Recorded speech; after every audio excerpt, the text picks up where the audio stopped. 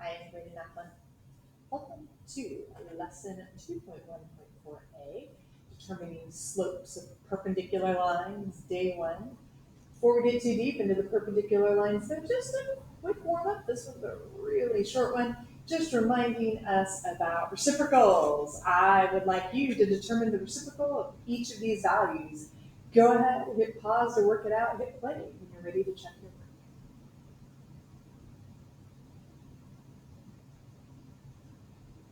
So hopefully you remember that the reciprocal just means that we flip the little guy upside down, right? We swap our numerator and our denominator. So in this case, if it was a problem like 3, I would real quick just gently put it over 1. And of course, the reciprocal of 3 over 1 is 1/3, 1 over 3. Same thing here. I would just put a little 1 underneath that negative 10. And so if I flip it, the reciprocal being negative 1/10, the reciprocal of 1 over 5 would actually be 5 over 1, but I don't need to have the 1 over it, so if you just wrote 5, also okay. The reciprocal of negative 5/4 is, of course, negative 4/5. The reciprocal of negative c, if this one messed with you, don't let it. Just put a 1 underneath it, and then flip it. There you go, negative 1 over c. And don't worry that there's letters, that there's variables instead of numbers. It still will do the job. So the reciprocal of a over b is, of course, b over a. Good job. So we're going to be determining the slopes of perpendicular lines. We've already established that parallel lines have the same slope, and that's still going to be important. As you do your homework with this assignment, it's still going to be important to remember that you need to find the slopes and that the slope should be the same. That's still going to matter. But we're now going to dig a little deeper into finding the slopes of perpendicular lines. So we're going to identify and write the equations of lines perpendicular to given lines. We'll identify and write the equations of horizontal and vertical lines, and all of that great stuff.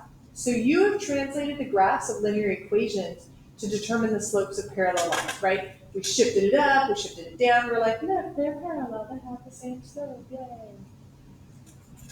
But what if we started rotating the graphs of our linear equations? See if we could determine the slopes of some of our perpendicular lines. Seems like a good plan. So let's dig in. Here I have AB. Segment AB has coordinates A, 0, 0, as you can see. And notice that coordinate B is at 8, 5. So right 8 at 5. My x coordinate is 8. My y coordinate is 5. Go ahead and let's suppose that this segment is rotated through with an angle, with the origin. So here's the angle as the center of rotation. And I would like you to complete the table. So first you're going to rotate it 90 degrees counterclockwise. You're going to go 90 degrees counterclockwise, make a nice right angle. Give me your new coordinates. Rotate it again 180 degrees, so another 90. Give me the new coordinates for A and B. And then rotate it again 270 degrees, so 90, 180, 270 is another 90 out here somewhere. Give me the new coordinates. Go ahead and hit pause, see what you can do. If you're struggling, don't panic. You know I'm going to come back and I'm going to help you out. So hit pause, see what you can do, hit play when you're ready to check your work.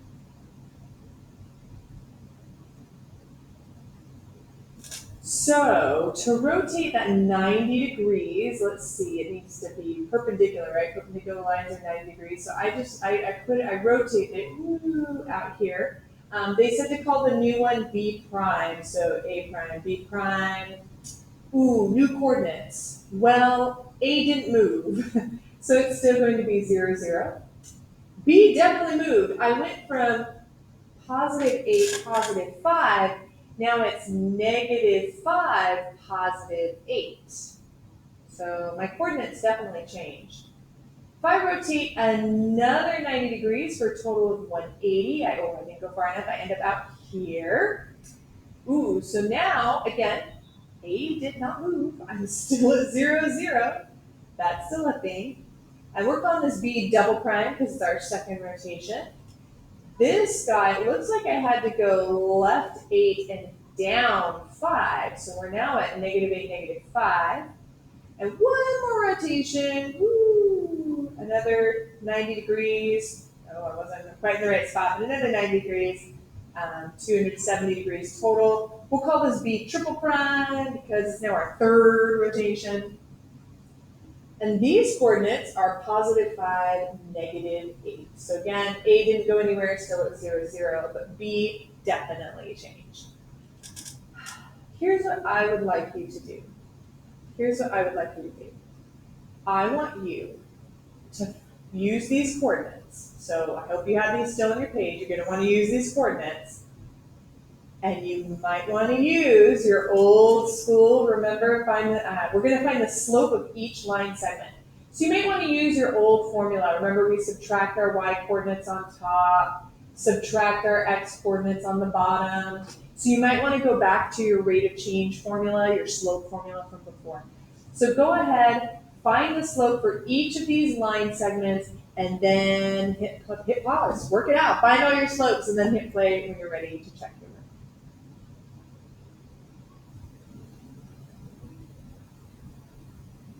So noticing a few things. AB, I'm going to start with the original, the OJ.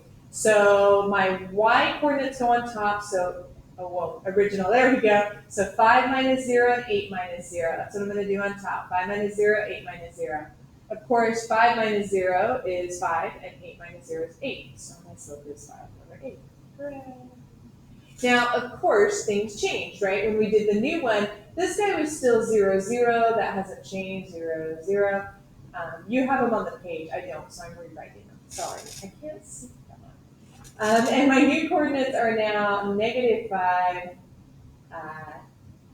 negative 5, 8. Things swapped around a little bit, right?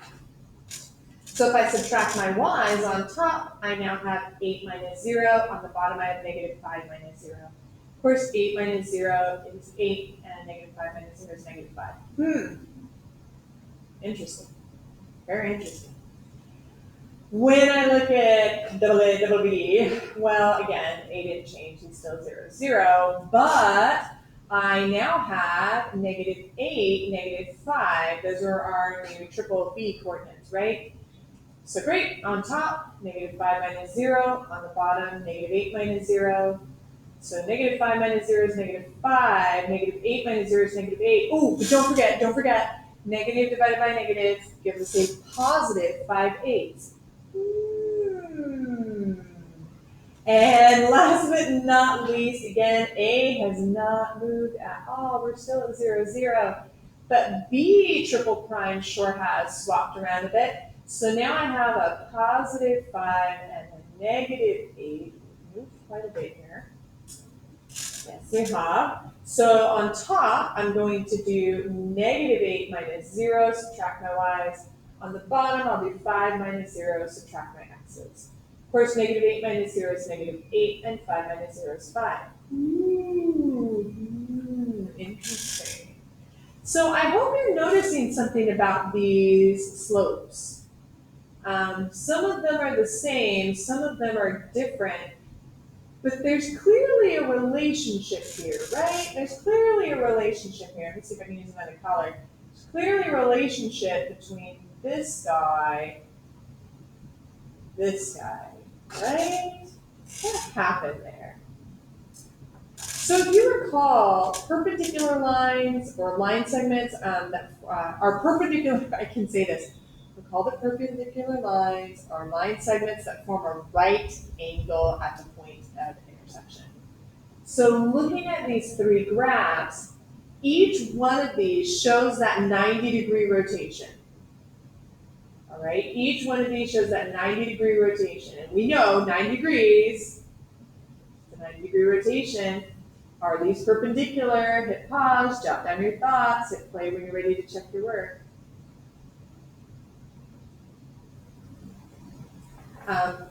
Obviously, 90-degree rotation, yeah, they're perpendicular. Perpendicular lines have 90-degree angles. We know this. They're right angles. So yeah, since each one is 90 degrees, they are definitely right angles. Can you write an equation for each of these lines? So an equation for line A, an equation for line A prime, and see if you notice something? Go ahead and hit pause, write it down, hit play when you're ready to check it.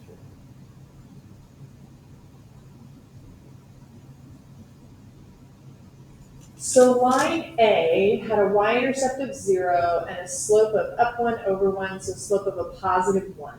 So I said that line A was just y equals x. If you put 1x plus 0, that's okay as well. That's totally fine also. For line A prime, when we rotated it 90 degrees, we still have a y-intercept of 0, but now we're going down 1 over 1. So I said that line A prime is y equals negative x, so we're now going down. And if you put negative 1x plus 0, that's also correct. What about the next one? How'd you guys do? For line B, this was trickier, but I managed it. I can see, I want my red back.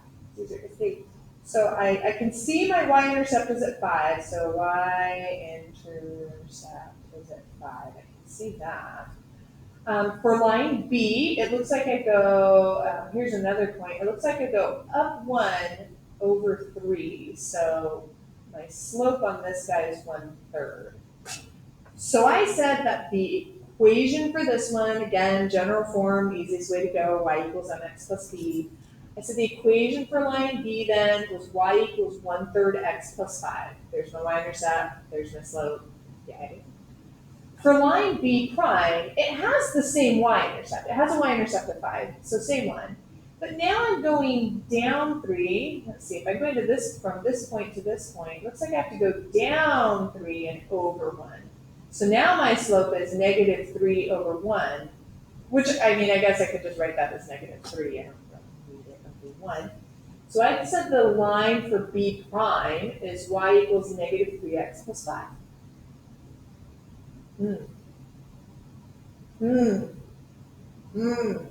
do one more. Let's do line C. It looks like we have a y-intercept at 9. If we do the slope, I'm going to pick the next point. There's a good point. Looks like we go down 2 and over 3, so my slope appears to be negative 2/3. So I'm going to say that the equation for line C is y equals negative 2/3 x plus 9. For line C prime, it looks like my new y-intercept is at negative 4. And there's my next point. So it looks like I had to go up 3 over 2. So it looks like my slope is now 3 over 2. So that means the equation for line C prime is going to be y equals 3/2 x minus 4. Look at those slopes. Look at those slopes. Do you see something? What do you notice is happening with these slopes, guys? We have a theorem. Now, I know this is tiny. on my page. But it's on your book. It's in your book on page 64. Way easier to read there. The theory is, and it's over here in the little green box, and there's a whole theorem, and they plotted the points and graphed it, and they did all this thing. They're saying that the product of the slopes of perpendicular lines is -1. And they did a whole paragraph proof to prove that. Did you guys notice how our x and y coordinates kept swapping? Did you catch that? When we were rotating by 90 degrees, we kept trading our x and y coordinates. And did you also notice that you kept changing one negative? You would change one negative sign on one of them, either negative to positive or positive to negative. But that means our rise and our run kept swapping, didn't it? And that means we kept alternating between positive and negative. So an easier way to think of this, I know this is the official geometry, the product of the slopes of perpendicular lines is -1. The way my brain handles it, by the way, if you're wondering what that little upside down T means, that little upside down T means perpendicular to. The deal is this. Perpendicular, actually I can't even spell anymore. Oh no. The slopes, I'm going to phrase this better. The slopes of perpendicular lines, make a note of this, and you might want to make a note of it too. The slopes of perpendicular lines are what I like to call opposite reciprocals.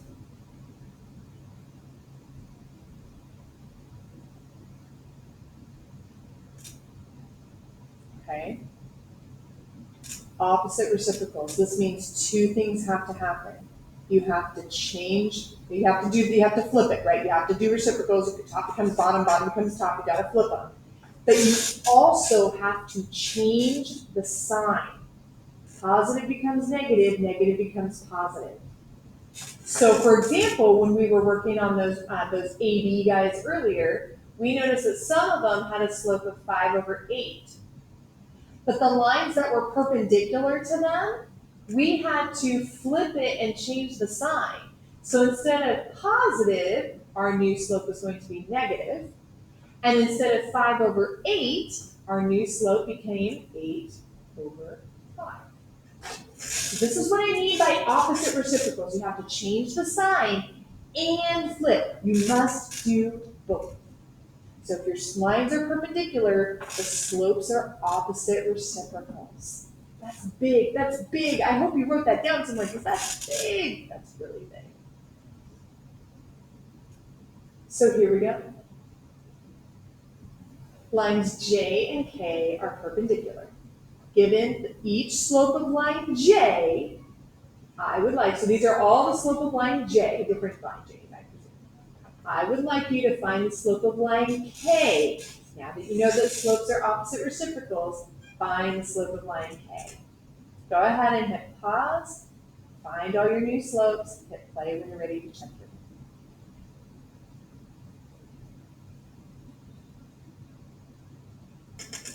All right, well, if line J has a slope of 2/3, then my perpendicular line K has to have the opposite reciprocal as a slope. So instead of positive 2/3, it's going to be negative 3/2. For B, let's see, J has a slope of negative 4/5. K is perpendicular, so opposite reciprocals. So instead of negative, it's going to be positive. Instead of 4/5, it will be 5/4. Okay, this last one, hang on, this last one. Our slope is negative 3/1, but I know I need to flip it. So I'm gonna go ahead and just like put a little like, a little 1 under it. Makes my life easier. So the line that's perpendicular to it will have a slope of, instead of negative 3/1, it will be positive 1/3.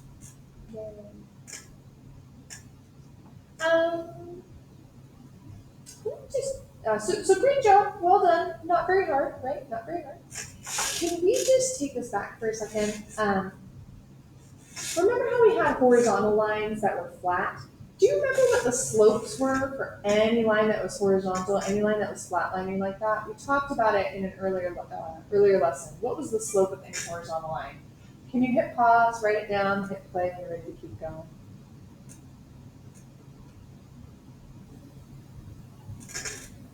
So horizontal lines were constant, right? We call them constant functions and they were horizontal. They didn't go up, they didn't go down. They were positive, they were negative. They were just like that. So all horizontal lines, every single horizontal line has a slope of 0. The slope of any horizontal line is 0 because as x increases, y stays the same, right? Like the y's aren't changing. Y sub 2 minus y sub 1. The difference between them is 0. They're not changing. So horizontal lines always have a slope of 0. Now here's a new one we haven't really discussed much in this class. Probably discussed it in other classes. What is the slope of a vertical line? Line that's straight up and down. What's the slope of a vertical line? Give that some thought. Hit pause, give that some thought, and then hit play to keep the discussion going.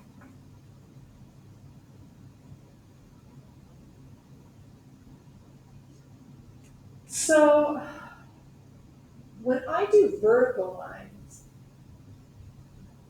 it's so steep that we say the slope is undefined. Slope of any vertical line is undefined because as the value of y increases, x never changes, right? It doesn't, x keeps going up, y keeps going up or down, but x isn't going anywhere.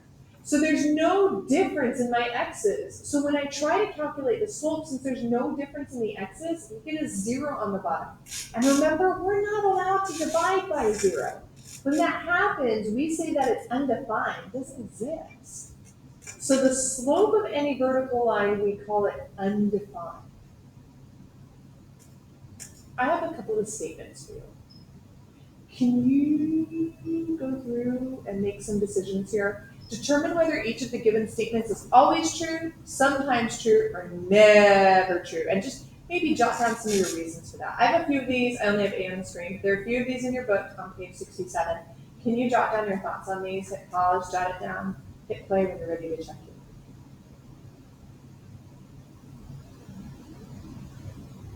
So part A says, all vertical lines are parallel. Well, parallel lines have the same slope. And every single vertical line, they all have a slope that's undefined, which is the same. So yeah, I'm going to say this is always true. Always true. The slopes of all vertical lines are undefined. They're the same. So all vertical lines are parallel. That's always true. Yeah. All horizontal lines are parallel. Well, we said horizontal lines all have a slope of 0. Like every single one. This guy, this guy, this guy, this guy. Every single horizontal line has a slope of 0. So I'm going to say this one is always true as well. The slopes of all horizontal lines are 0. They're all the same slope. So they're all going to be parallel. Let's dig a little deeper though. What is the relationship between a vertical line and a horizontal line? Any vertical line, any horizontal line. Probably not going to be parallel, but what are your thoughts on that? Hit pause, write down what you're thinking, hit play to keep going.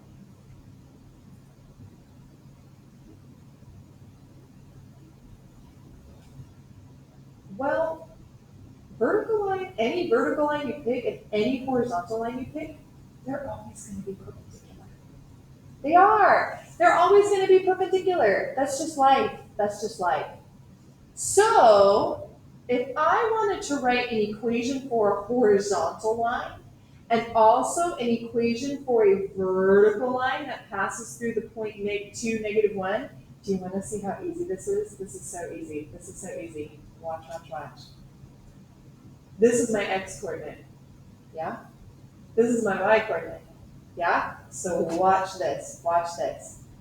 This means that the equation for your horizontal line is literally y equals 1. Look, y, or pardon me, -1, I should say. There's your y, there's your -1. So the horizontal line is just going to be y equals -1. So what do you think the equation for the vertical line would be? Well, if you guessed the equation for the vertical line is x equals 2, you would be correct! Yes. Interesting, isn't it? All right. Next level, write an equation for a line that is perpendicular to the line given by x equals 5 and passes through the point 1, 0. Hit pause. See if you can give this a little bit of thought and then hit play when you're ready to check it.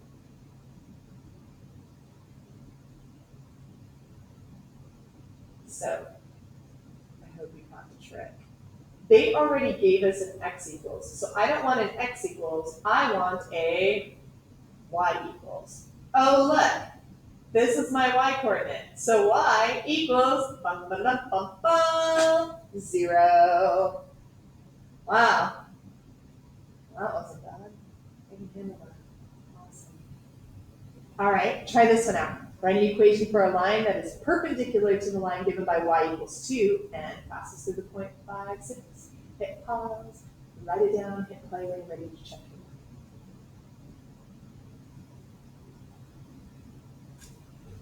it. You ready? Are you ready? So they gave us a y this time. So that means I should be looking at the x, and I hope you said that the equation is x equals 5, because it is.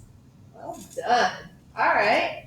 As always, I hope you found this helpful. Hope you found it useful. If you have questions or concerns, email me, come see me, come talk to me. Lunch, office hours, you know. I'll see you guys soon. Bye.